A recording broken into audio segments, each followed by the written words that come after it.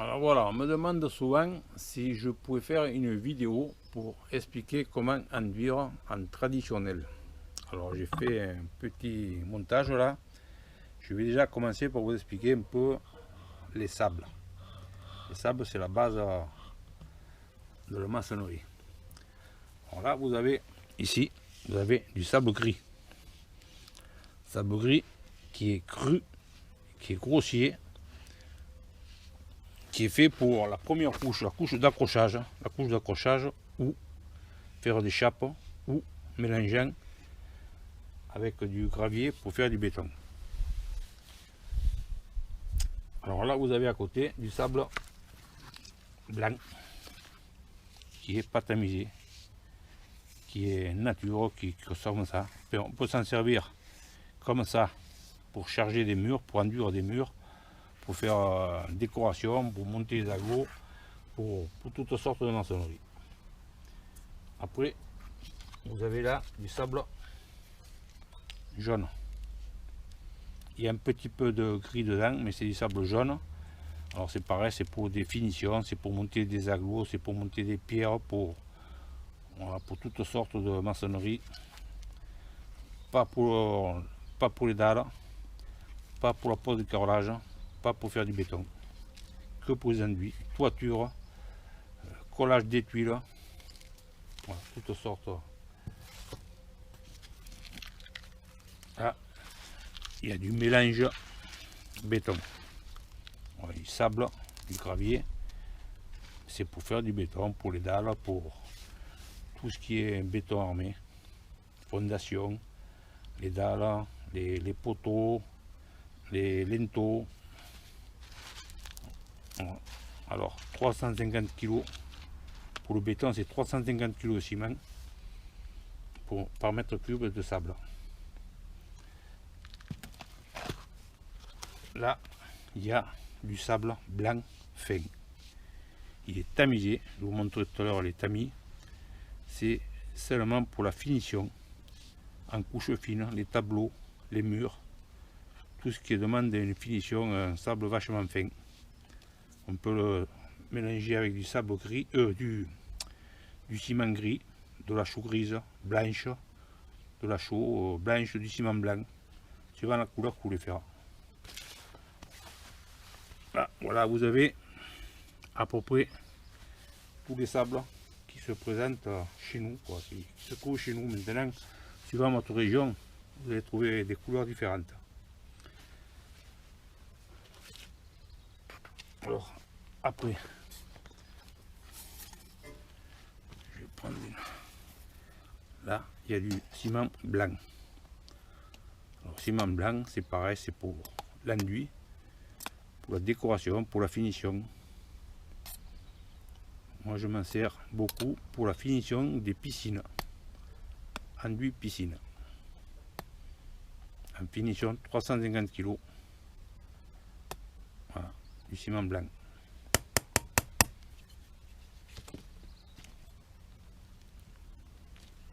Ici, c'est pareil, ça c'est onctueux, c'est vachement, c'est de la chaux grise, naturelle, chaux grise. Alors ça sert pour travaux toiture, collage des tuiles, tout ce qui est toiture. Matériaux, c'est de la chaux, c'est souple. Pour le pose de carrelage, voilà, de la chaux grise. Ça ne sert pas pour faire du béton. Par contre, le ciment blanc, on peut faire du béton avec. Mais bien sûr, il faut que ce soit du béton blanc, parce que quand même le ciment blanc il est plus cher que le gris. Mais on peut faire du béton. Et là, il y a du ciment gris. Alors, ça c'est du calcia, c'est suivant vos régions, il est plus ou moins gris. Le Lafarge il est plus gris. Enfin, c'est du ciment. Alors ça c'est pour les enduits, pour la première couche, de la giclée, pour le dressage et même la finition de l'enduit. Ou pour les dalles avec du béton, ou du sable gris. Les dalles, les chapes, pour les linteaux, tous les bétons, c'est ce ciment là que vous mettez. Voilà, on a fait à peu près le tour. Bien sûr, il y a après d'autres ciments spéciaux, mais on va pas compliquer le truc. Ciment gris, chaux grise, ciment blanc, sable gris, sable blanc tamisé, sable jaune et du béton. Voilà, ben, si vous avez des questions à poser, n'hésitez pas.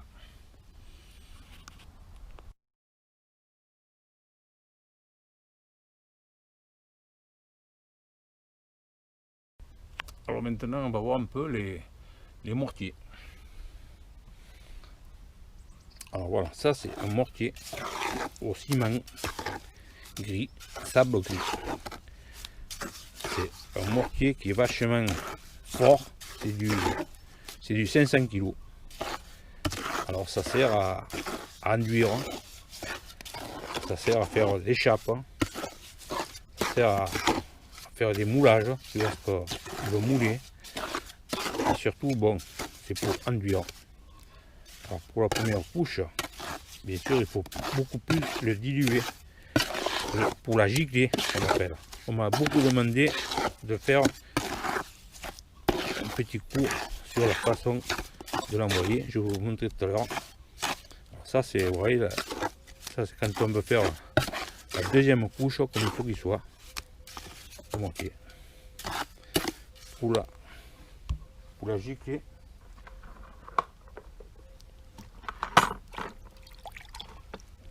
L'eau, ah oui, un pinceau, oui, un pinceau comme ça c'est pour arroser les murs, pour mettre de l'eau.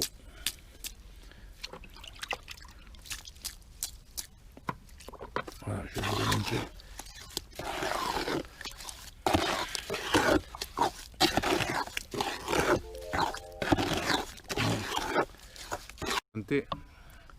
Les différentes taloches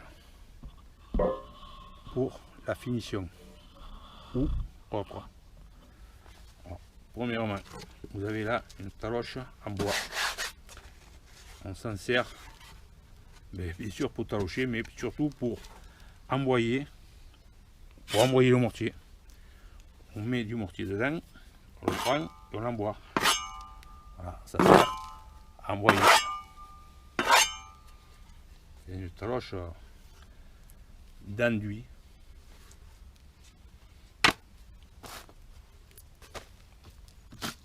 Vous avez une petite taloche, qui est plus petite, en plastique.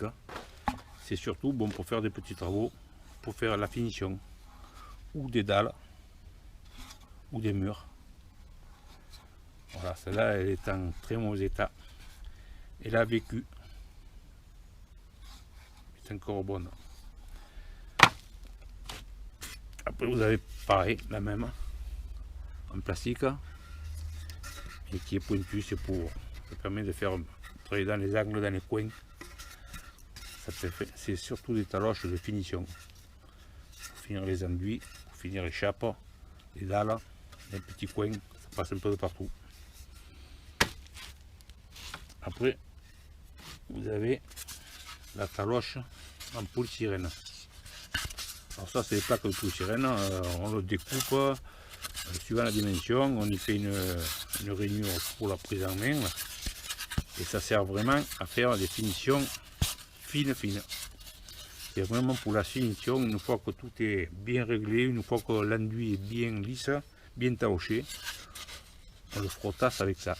Ça fait un enduit extrêmement lisse. Voilà, la frottasse polystyrène.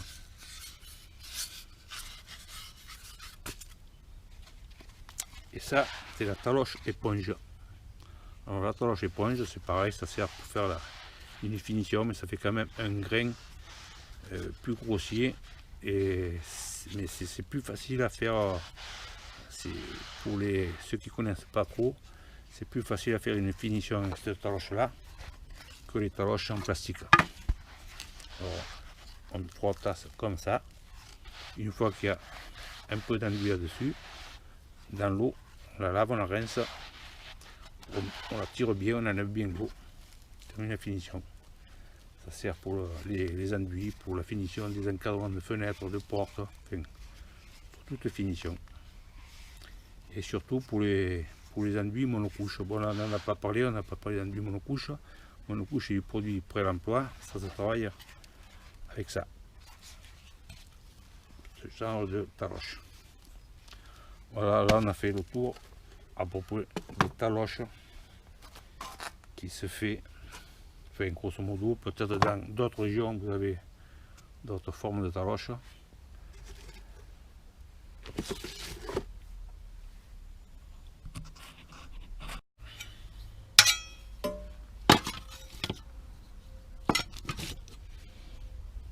Alors ça, vous voyez que le coin est cassé là, enfin cassé, non, il a été découpé. C'est une truelle que je me sers moi pour monter des briques, pour graisser les briques. Ce coin il se dépose toujours du plâtre. Alors là en levant, mais il n'y a plus de la truelle, ça ne sert plus. Même pour s'en servir pour bâtir, pour toutes sortes.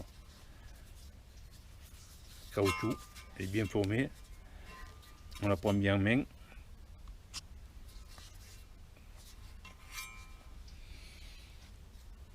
Après, vous avez une truelle comme ça.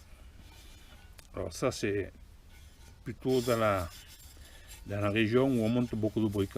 Enfin, on monte nous aussi des briques chez nous.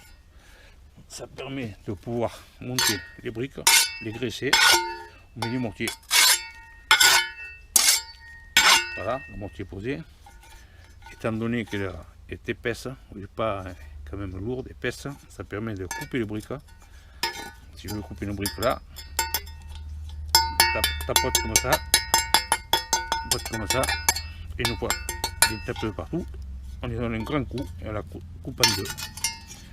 Voilà. Notre truelle a monté les briques.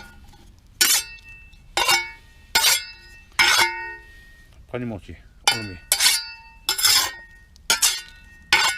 Voilà.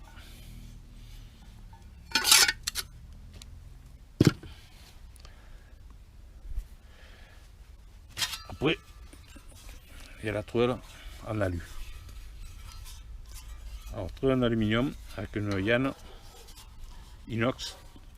C'est surtout fait pour travailler les monocouches, les produits prêts à l'emploi. Voilà. Oui, il y a les couleurs, suivant les couleurs, enfin, on charge, on fait tout, on lisse. C'est en alu. Ça glisse bien, ça adhère pas trop et c'est léger. C'est pour les monocouches. Voilà les différentes truelles. Après, bien sûr, suivant les régions. Ah, je ne vais pas parler de celle-là. Ah, c'est ma préférée. Alors ça, c'est ma lisseuse. C'est ma lisseuse, la truelle qui est, ben, je crois que c'est la première, elle doit avoir 40 ans. C'est toujours la même. Ça permet à faire des finitions, des bétons cirés, lissés. Elle sert qu'à ça.